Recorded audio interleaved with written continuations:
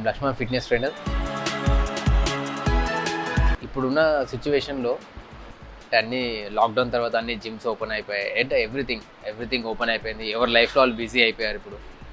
So పర్టికులర్గా లాక్డౌన్లో weight put on అయిన వాళ్ళు, వర్క్ ఫ్రమ్ హోమ్ చేసిన వాళ్ళు అండ్ కొద్దిగా స్ట్రెస్ఫుల్గా ఫీల్ అయ్యి చాలా మంది ఇప్పుడు ఫిట్నెస్కి ఎక్కువ మొగ్గు చూపుతున్నారు. సో వాళ్ళు జిమ్లో జాయిన్ కాగానే మేము 3 monthsలో ఇంత రెడ్యూస్ చేయాలి, వెయిట్ ఇంత తగ్గిపోవాలి తొందరగా, అండ్ నాకు ఇలా ఈ విధంగా బాడీ రావాలి అని అనుకుంటున్నారు. సో మనం వాళ్ళకి చెప్పేది బేసిక్ థింగ్ ఏంటంటే ఫస్ట్ వాళ్ళ గోల్ తీసుకోవాలి. ఫర్ ఎగ్జాంపుల్ వాళ్ళకు హామీ ఇవ్వాలి, ఇంత త్వరగా తగ్గదు, ఇంత తగ్గుతుంది, ఈ విధంగా ఎక్సర్సైజ్, ఈ విధంగా డైట్ ప్లాన్, ఈ విధంగా ప్రాసెస్ ఉంటుందని చెప్పాలి. సో అది ఏ విధంగా ఎక్స్ప్లెయిన్ చేయడం అంటే అయిన తర్వాత మన జిమ్లో ఈ విధంగా జాయిన్ అయిన తర్వాత ఇన్స్ట్రక్షన్స్ లేకుండా వాళ్ళ యూట్యూబ్లో కానీ ఇన్స్టాగ్రామ్లో చూసిన వర్కౌట్స్ కానీ ఫాలో అవుతుంటారు. సో నేనేం చెప్తానంటే అవి ఫాలో అయిపోతే ఇన్స్ట్రక్టర్స్ సలహా తీసుకోండి. మీ దగ్గర జిమ్లో జాయిన్ అవుతున్నారో అక్కడ నియర్ బై ఉన్న వాళ్ళు ఇన్స్ట్రక్టర్ సలహా తీసుకోండి.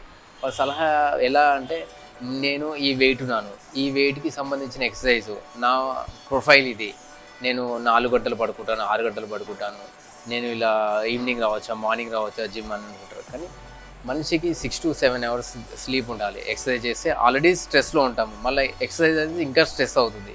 So 6 to 8 hours sleep mandatory. ఇంకొకటి వచ్చేసి మనం ప్రోటీన్ తీసుకోవచ్చా, డైట్ ఎలా ఫాలో చేయాలి, ఎగ్స్ ఎన్ని తినాలి, ఇవన్నీ వాళ్ళు ఓన్గా చేయకుండా ఒక ఇన్స్ట్రక్టర్ని అడిగి చేస్తే వాళ్ళకు ఒక ట్రాక్లో ఉన్నట్టు ఉంటుంది.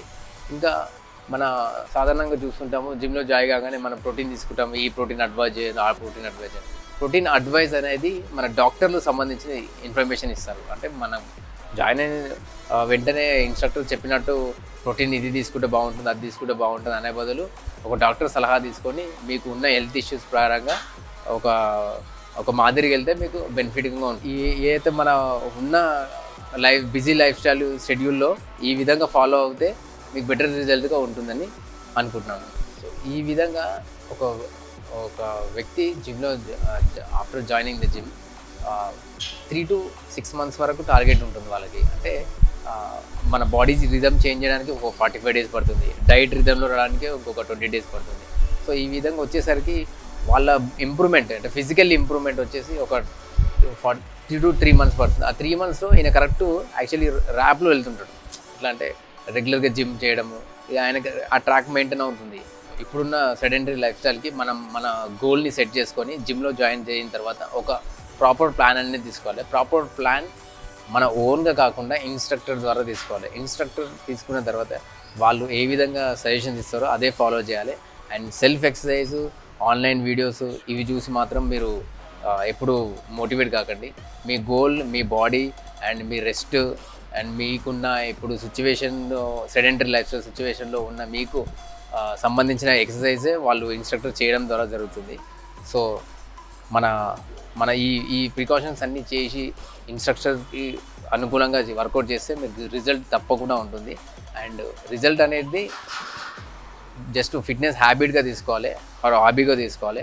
అండ్ హరీబరీలో ఎక్సర్సైజ్ చేయకూడదు. ఇదండి ఈరోజు చూపించిన టాపిక్ వచ్చేసి basic warmup and body analysis, instructors guidance and workout and technique workout, intense back pain ఉన్న వాళ్ళకి ఏ విధంగా ఎక్సర్సైజ్ చేయించాలని మనం ఈ టాపిక్లో మాట్లాడుకున్నాం.